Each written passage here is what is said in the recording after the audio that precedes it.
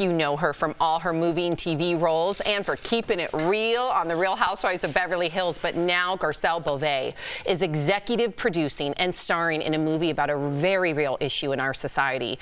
How so many women of color go missing and the media and police do nothing about it. Here's a clip from Black Girl Missing. Watch. My daughter has been missing for 16 days. And ever since, I've been living every parent's nightmare. We didn't feel heard. We didn't feel seen. Until now. Wow, that's real. She's here live to talk all about it. Please welcome Garcelle Beauvais. First of all, you guys, I am riveted by everything you say, all your opinions. It's so good. Oh, thank you, Garcelle. Garcelle, thank you for being here. That clip was very moving that we just saw, and we know that in the movie, your daughter goes missing. But what else is this movie really about? You know, this movie is really about the disparity of when Black and brown people go missing. You know, we don't know, we don't get the recognition, we don't get the viewership, we don't get, you know, the media, the police doesn't take us seriously. It's either we're considered a runaway or they're asked us if we're on drugs, if we're doing this, if we're doing that. And that's what this movie's about, is making sure that people who may not even be aware that when brown and Black people go missing, it's important that they get the visibility that everybody gets. I mean, we can all say we know that JonBenet Ramsey, Natalie Holloway, Gabby Petito, but how many of us can say a Black person who's gone missing? Right. Mm-hmm. You know, hi, Garcelle. You know, hi. And you looked great at NAACP. Yeah, you did. Oh, thank you. That means so much coming from you. But okay, so you worked with Black and Missing Foundation. Shout out to Natalie and Derica. They do amazing work. We've had them on this show. I've had them on my podcast. So you worked for that, or worked with them for this movie. How did their involvement shape the story? I mean, it shaped the story in so many ways because, first of all, I wasn't even aware that there were resources like what Black and Missing Foundation does. So it just brings you aware. Also, it's not just young girls and young boys. It's older women, older men. It's across the board.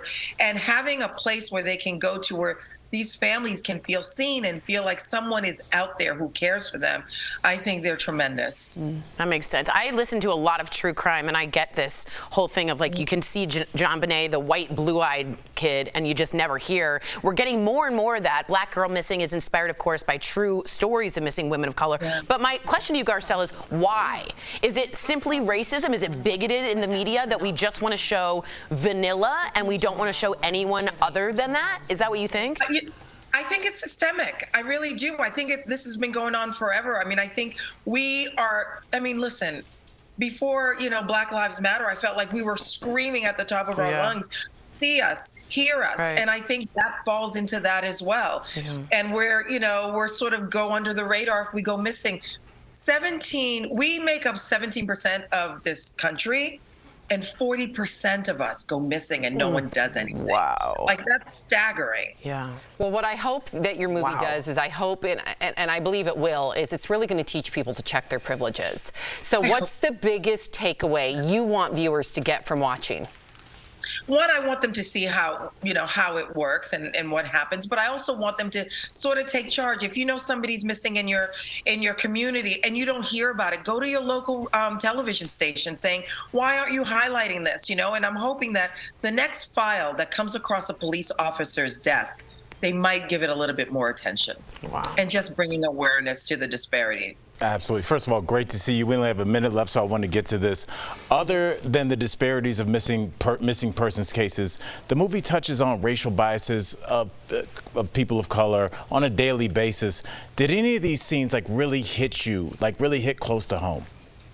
Absolutely. I mean, I think it was easy for me to play the frustration of Cheryl because we're frustrated in life so many times because, you know, we don't get the same treatment. You know, I have to teach my boys that if a police officer, you know, pulls you over, now that they're starting to drive, but my older son drives, like, you know, the 10 and 2 on the steering wheel, say you're going to reach for your ID, like, you know, it's all a frustration building up for decades and centuries. And we just, you know, if you have a platform like I do, this is the type of awareness that I want to bring. I just had that conversation myself. My kids are 16 and 15. So You I feel had you. the talk? Yeah. Wow. I do not have to have the talk. Yes, and you that is my privilege, and that is just sad and horrific in today's society in 2023. Garcelle, we appreciate you. Thank you so much for joining Yes, us today. We come hope back you soon. come So to good. the panel so we can explore more Yeah, of these sit in topics. with I us, would love it. Garcelle. I would Sit love in it. You with guys are us. so fun. Yeah, we need you here. So DBL Nation, you can watch Black Girl Missing March 4th on Lifetime. So and good. you can go to blackandmissinginc.com to learn more about the foundation and how you can help. Excellent. We'll be right back. Thank you. Thank you. Thank you, guys. Good work. Bye.